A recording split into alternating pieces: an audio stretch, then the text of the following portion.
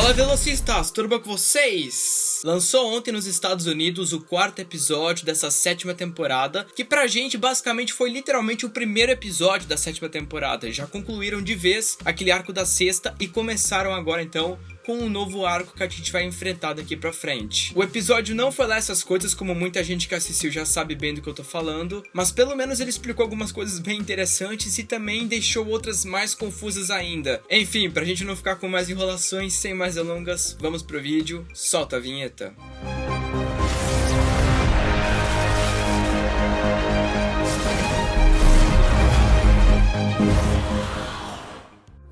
Bem-vindos à Terra 22, mais conhecido como Legado Flash. Muito prazer, o meu nome é Léo, e se é a sua primeira vez aqui no canal, seja muito bem-vindo. Eu costumo sempre fazer vídeos explicando tudo que eu posso sobre a nossa querida e maravilhosa série do Flash, e também outras curiosidades e coisas que envolvem o próprio personagem. O episódio de ontem já começou mostrando pra gente como está o clima de casal entre a Iris e o Barry desde que ela voltou do Mirrorverse. E até que a gente percebe que a razão pela qual ele tá fazendo tudo isso é porque ele precisa que ela perdoe ele por ele não ter reconhecido que aquela pessoa que estava com ele todo esse tempo não era a Iris de verdade, era uma cópia do espelho, e ele se sente muito culpado por não ter percebido isso com mais antecedência e não ter tentado resolver essa situação antes. Vamos concordar, né, pessoal? O Barry levou muito tempo para perceber que aquela Iris não era a Iris verdadeira, e ela percebe no mesmo instante quando ele tá diferente. Ainda nesse início de episódio, a gente então tem uma cena muito rápida de um tremor que acontece rapidamente,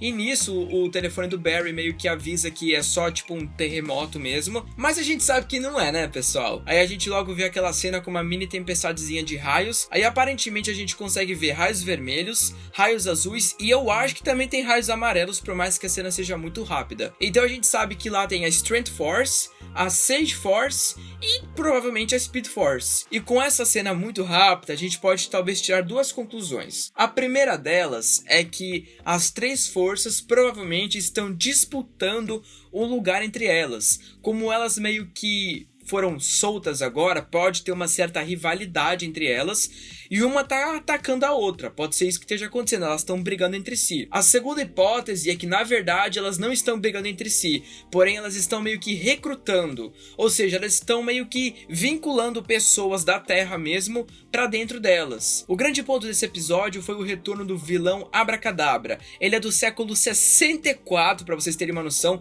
que é um século muito à frente ainda do tempo do Tawny, ou seja, a série aborda muitos vilões de futuros muito distantes. A gente sabe que a primeira aparição dele foi na terceira temporada, na época do Savitar, quando ele estava tentando encontrar peças para conseguir construir uma nave para ele poder voltar para o futuro. Na época da terceira temporada, o Flash impediu ele de voltar para casa e ele acabou sendo levado para a Terra da Cigana para ser meio que morto pelos crimes dele. Mas a gente conseguiu ver nesse episódio que aparentemente ele não morreu, ele provavelmente fugiu, ou também tem aquela questão de que a crise mudou, né? A gente pode jogar sempre a culpa na crise de uma coisa que não faz sentido. Ah, mas tal pessoa deveria ter morrido, culpa da crise. Ah, mas tal coisa não deveria ser assim, culpa da crise. Ah, mas não sei o que, culpa da crise. Mas a gente viu que ele teve uma razão muito pesada pra voltar, e ele já chegou dando numa de Harry. Ele podia só ter machucado, o cara nem tava armado, entende? Esses detalhes eu fico tipo, pra quê? Mais à frente do episódio a gente viu a primeira cena de luta, por assim dizer, em que o Flash e o Vibro aparecem pra prender o Abracadabra. Não posso deixar de comentar o fato do Abracadabra zoar o Cisco chamando ele de Mecha Vibro, cara.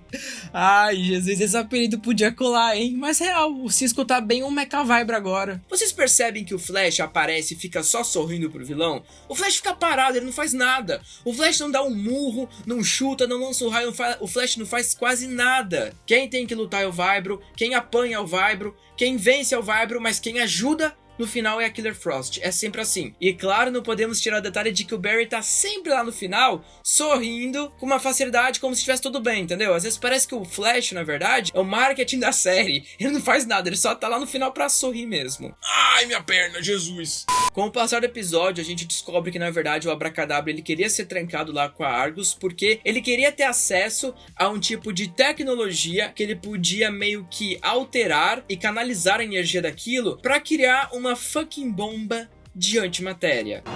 My God. Vocês têm noção do que é uma bomba de antimatéria? vamos dizer assim, o nosso mundo, a nossa Terra, tudo, eu, você, tudo isso é feito de matéria. Então, se isso daí entra em contato com antimatéria, kabum, na mesma hora. Só deixando... Aí a gente viu que o Abracadabra, então, criou uma bomba de antimatéria porque ele queria destruir a cidade de Central City toda e principalmente matar o Flash. Lá pro meio do episódio, a gente consegue concluir um arco do Barry da Iris e entender melhor o arco do Abracadabra. O arco do Barry da Iris é concluído porque quando ela vai dar o discurso motivacional nele, eles meio que se entendem, né? Ela diz que ele não precisa ficar se esforçando pra se redimir, tá tudo certo entre eles. E aí, por conta de tudo que a Iris fala pra ele, o Barry consegue entender porque que o Abracadabra disse pro Barry que ele tirou tudo dele, que ele tirou a esperança, que ele tirou o amor, que ele tirou aquela luz que ele tinha encontrado, que enfim, que ele não pode derrotar um homem que já perdeu tudo. E aí lá no final do episódio, no encontro final que o Flash tem com o Abracadabra,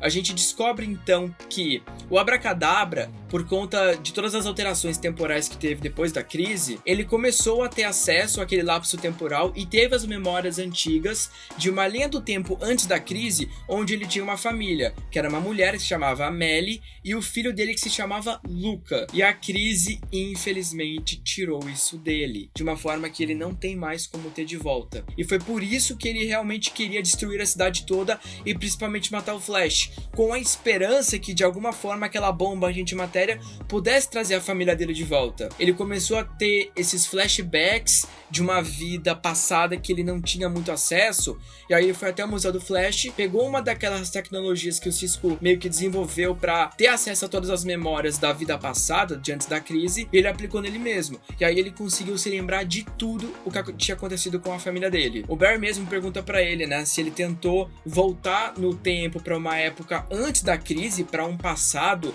para uma linha temporal antes da crise, mas que ele não conseguiu. Pelo fato que a linha temporal em que a esposa e o filho dele existiam lá no século 64 era da terceira temporada até a sexta temporada. É uma linha temporal que já teve umas alterações nessas 3 temporadas, mas ainda mantinham alguns pontos fixos. Na sexta temporada, a gente viu a destruição total do multiverso. E agora o Barry confirmou: tudo que aconteceu antes da crise é impossível de voltar, não pode mais ser acessado, não existe mais. Então basicamente nem o Barry, nem qualquer outra pessoa que tenha a habilidade de voltar no tempo pode voltar para o momento do passado do antigo multiverso. Qualquer momento que o Barry tem de voltar do passado vai ser um passado desse novo multiverso, o que é uma coisa que a gente ainda não tem quase nenhuma informação a respeito. A gente não sabe se o Flash original e o Flash Reverso lutaram no passado nesse novo multiverso, se o Flash desapareceu no passado, se o Flash Reverso ficou preso, se ele criou o Flash.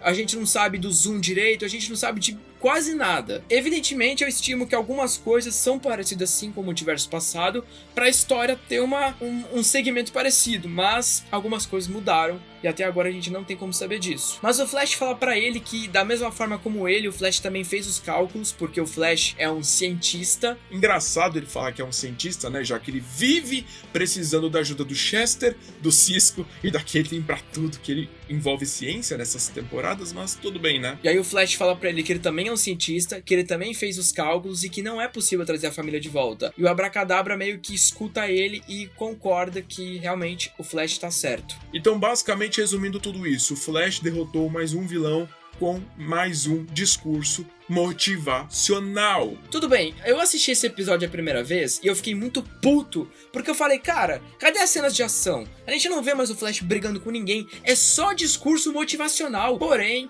eu assisti com mais calma da segunda vez, prestei mais atenção nos detalhes, prestei mais atenção na conversa, e foi necessário eles fazerem esse discurso motivacional contra o Abracadabra para a CW poder entregar algumas respostas de algumas dúvidas que ficaram em aberto que os fãs estavam querendo. Aí depois pro Abracadabra que no futuro eles não precisam mais ser inimigos, que eles podem só, sei lá, serem amigos.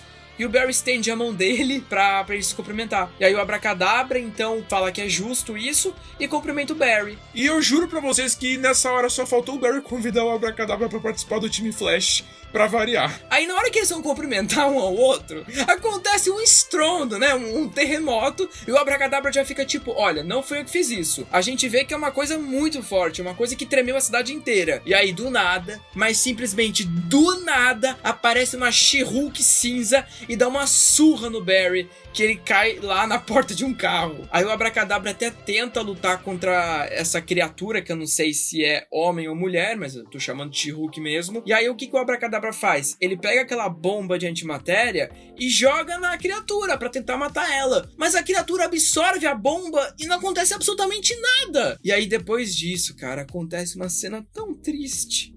O Abracadabra toma um soco do cara e ele morre, provavelmente com o pescoço quebrado. Vocês estão vendo como é que a CW é, né? Quando a CW não tem mais utilidade pra um vilão, a CW mata a porra do vilão. O cara era legal, ele era um bom vilão, um dos poucos bons vilões que a CW tá sabendo fazer. Aí a esposa morre, o filho morre e ele morre tentando salvar o Flash, cara. Mano, pra quê? A CW não presta, a CW não tem alma, a CW não tem coração. Aí a gente viu então que o Flash fica puto da vida quando vê que o Abracadabra tava morto, que aliás, ele ainda fala o nome dele pro Flash, né? Que era Philip. Aí a criatura salta pra cima do Flash, o Flash ainda tenta correr, mas não. A criatura começa a esmagar, começa a meio que quebrar o Flash por dentro, até que...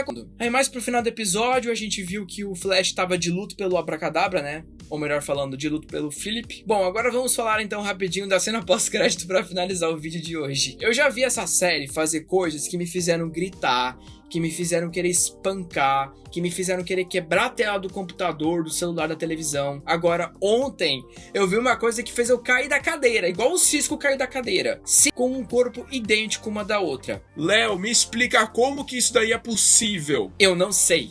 E eu espero de verdade que no próximo episódio a CW explique isso. E não simplesmente fale que é culpa da crise, porque não é. A gente viu que no início do episódio a Caitlyn tava tendo umas dores de cabeça. Então como é que uma dor de cabeça termina numa divisão corporal? Tipo, agora a gente vai poder ter a Caitlyn no laboratório pra ajudar com a questão médica, enquanto a Frost vai lá pra batalha. De duas uma. Ou isso não vai durar muito, vai ser resolvido no próximo episódio, ou uma das duas vai sair da série. Gente, porque me diz uma coisa, qual que é a necessidade da CW deixar a Caitlyn e a Frost em dois corpos diferentes? Na mesma série, assim, qual que é a necessidade de dividir elas? A menos que seja temporário ou que uma delas esteja se despedindo do time. Antes de terminar esse vídeo, caso alguém esteja na dúvida sobre a questão da força de aceleração ter voltado totalmente, o Barry mesmo admitiu que nesse episódio a força de aceleração está em 100% e ele nunca esteve tão rápido quanto ele está agora. Ou seja, o Barry está com a sua velocidade máxima e nós não sabemos quanto é. Nós não sabemos se é Mach 10. Provavelmente é mais do que Mach 10, né? Porque a gente sabe que na crise das infinitas decepções, ele tava correndo a Mach 10 dentro da força de aceleração. Meus queridos, o vídeo vai ficando por aqui. Eu espero que vocês tenham gostado muito desse vídeo, até mais do que do próprio episódio, se for possível, né? Muito obrigado de coração a todos que assistiram até aqui. Um grande beijo pra todo mundo e até o próximo vídeo.